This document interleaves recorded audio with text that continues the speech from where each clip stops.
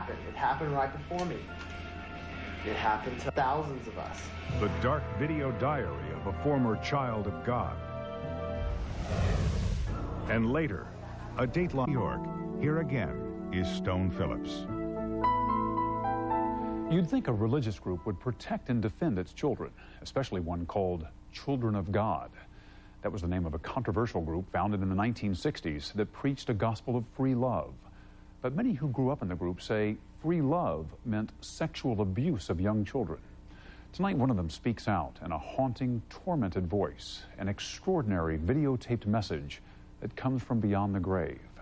He was a boy groomed to be a prophet, but doomed to a life of pain. And Keith Morrison tells us that life would end in an explosion of violence.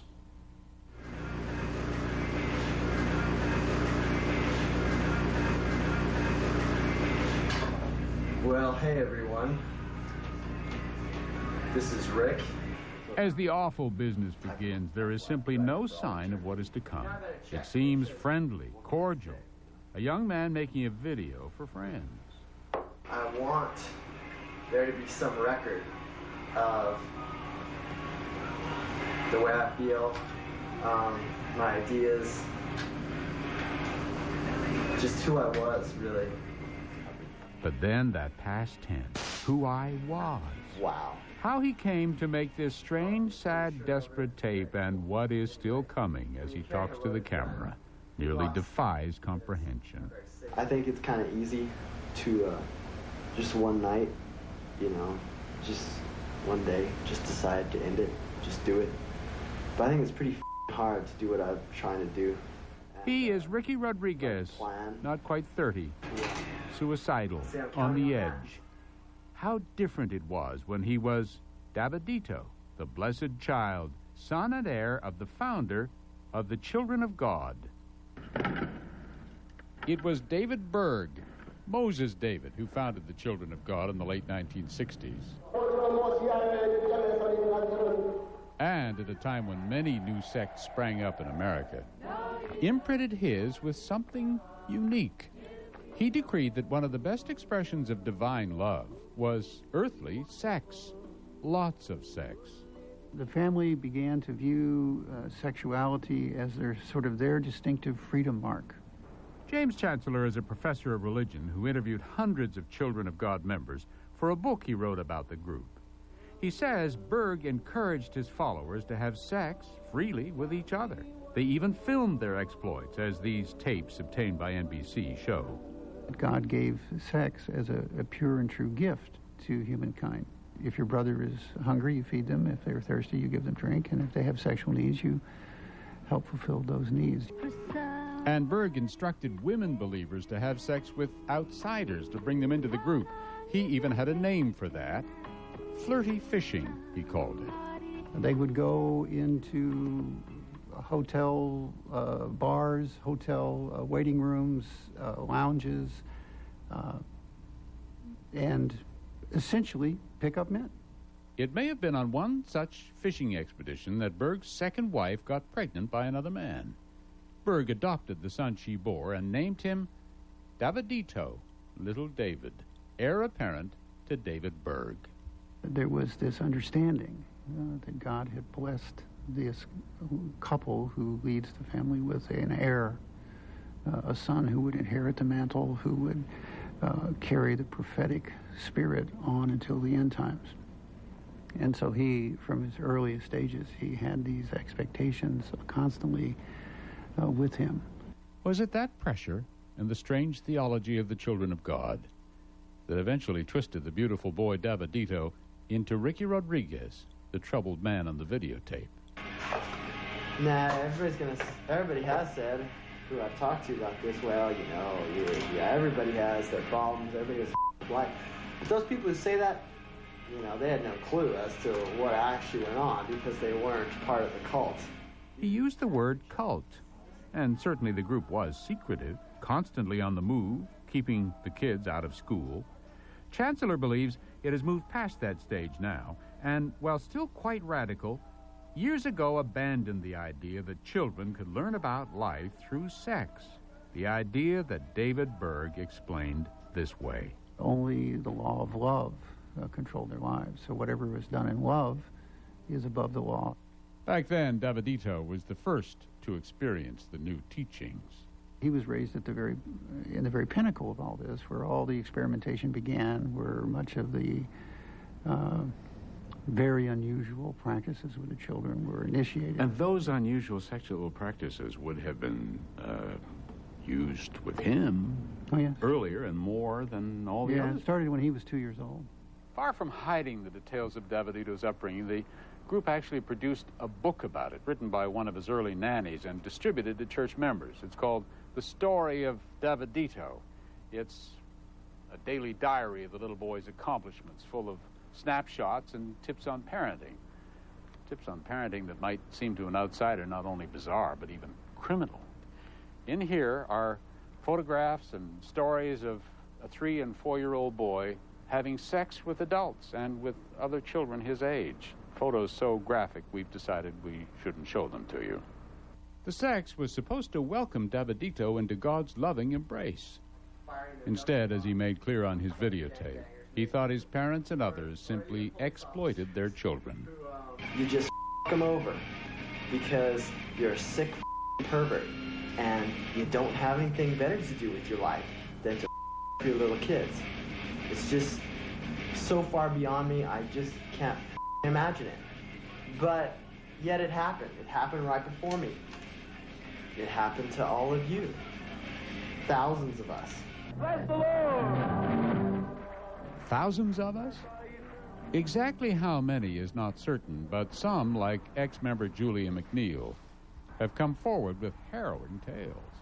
My parents would send me off with 2 adult members from the group, and we'd all sleep in one big bed together. And the man would start touching me in the night and molesting me, and I would just kind of block it all out and pretend this was happening to somebody else. How old were you? I was 11 that time. The group was free with sex, but also extremely authoritarian. When Julia and Davidito rebelled against its teachings, they were sent to so-called teen training, which featured hard labor and sometimes, they say, physical abuse. Ricky Rodriguez says teen training is where he first thought seriously of suicide. I was thinking, well, what kind of poisons are there? Poisons, are easy, or so I thought. Back then, he never acted on those suicidal thoughts. He kept rebelling and eventually left the children of God, and so did Julia. But then they discovered that fleeing the group did not mean they could escape from the demons hiding in their pasts. The message and the bitter legacy of Rick Rodriguez for other children of the group. Keep fighting. Someday, in some way, some of us are going to be around to see those burn. They're going down. A former child of God consumed by a thirst for revenge.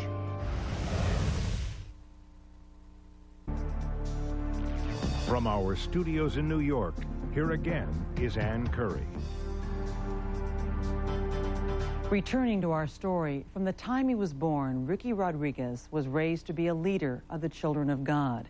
And like other children who grew up in the religious group, he rebelled and left, describing a tormented childhood filled with sexual and sometimes physical abuse.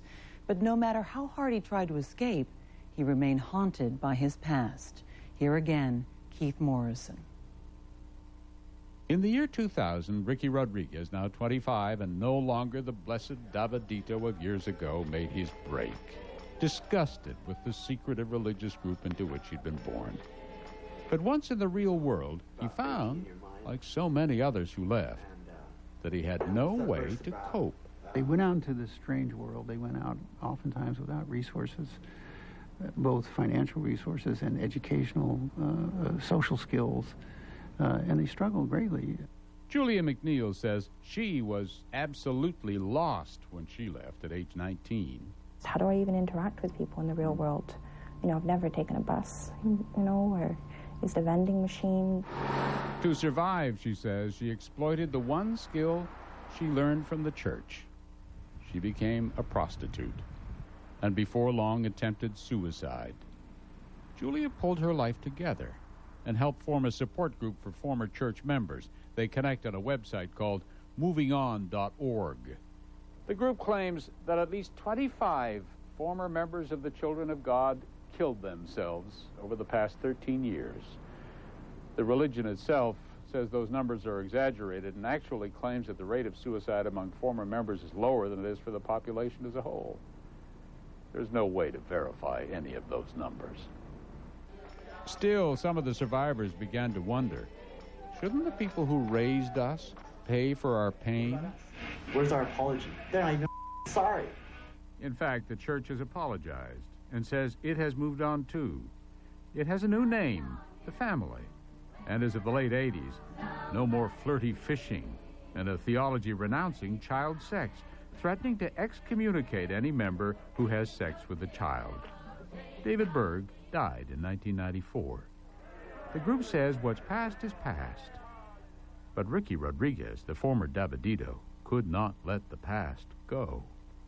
He contacted his mother, now leader of the family, and demanded money. And for $40,000, he would go away and leave them alone. And that's what the correspondence that I saw indicated. Yeah. But his mother refused to pay. At the time, Rick said he wasn't bitter, but that clearly changed as time went on, even though he found work and got married. His wife is a former member of the group. Her name is Elixia. She was interviewed by NBC affiliate KVOA. She asked us to obscure her identity. He was a very sad person. He was a very sad person. He dealt with a lot of depression. Depression and eventually rage. There's this need that I have. This need, it's not a want. It's a need, and I wish it wasn't, but it is. It's a need for revenge. It's a need for justice. Because I can't go on like this. Ricky was obsessed with the fate of his siblings in the group. Guilt-ridden at the idea that the story of Davidito, his book, may have encouraged more sexual abuse. His memories of the family consumed him. You know, if it had just gotten a little better, even emotionally, mentally for me, it would have been okay. It would have given me hope. But it's gotten worse. Every day has been a little worse than the day before. Rick moved to Tucson, Arizona, and made contact with a longtime church member named Angela Smith. She'd been a secretary to Ricky's mom and knew him as a boy. James Chancellor interviewed her for his book. Wonderful person as far as I knew. I don't believe there's any evidence that she was involved in the mistreatment of this child or the sexual exploitation of him. But of course, she was, there and cognizant of all that went on. But Ricky didn't look up Angela to discuss old times. He had a chilling plan. His mother, as head of the family, always kept her whereabouts secret. Ricky wanted to find her, and he was going to force Angela Smith to tell him where she was, whatever it took. I'm not trained in torture methods, which is what I'm going to have to make do. I got my drill here. The reason why it's got this padding on it is just to try to silence it a bit, because I'm in an apartment. I got gags, socks, I got lots of tape. I got a soldering iron, heat. It's rather crude implements, I think can work wonders, especially if it's used in the right way. But I'm not trained. I don't know how to do this. I don't even want to do this. On January 8th, after making this videotape, Ricky Rodriguez invited Angela Smith to his apartment. Police say there is no evidence that he tortured her, but he did stab her to death. If she told him where his mom was, he did not go there.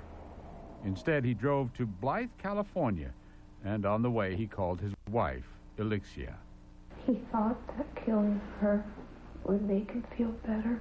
He's like, don't let anyone ever tell you that taking someone's life is easy. He said it was the hardest thing I ever did in my life. He said it was so hard. He checked into a motel in Blythe, but he didn't stay there. Instead, Ricky Rodriguez drove his car to a crossroads and shot himself in the head. These are very trying, difficult circumstances for our fellowship. Claire Borwick speaks for the family. She says the group deeply regrets the deaths of both Angela Smith and Ricky Rodriguez, but that it is not responsible for them. When Ricky Rodriguez left the organization, there was the intent for him to do well and for him to be helped to the best of their ability. But then he began to demand that, well, if you don't pay me X amount of money, then I'm going to cause harm to the family. And of course, his parents explained to him that, you know, we've been helping you for quite a while now, and you're on your feet, and, you know, you'll have to do what you have to do. The family acknowledges that some church members may have harmed children in the past, but it also says that despite criminal investigations and civil charges, it has never lost a case in court. Borwick says the church has changed its ways now, and it urged former members to move on. And then she said something remarkable about Ricky Rodriguez.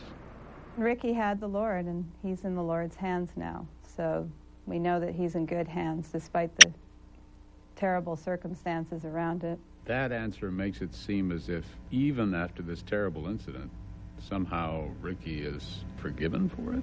We're Christians. Christianity is about forgiveness. Even for that? Even for that. I have no doubt that he's repented very deeply of what he did. Whether Ricky Rodriguez ever repented, we cannot know. These were the last words he left. Keep fighting, keep the faith, and all that other stuff. And someday, in some way, some of us are going to be around to see those burn, literally or figuratively. They're going down. So, with that happy thought, I shall leave you.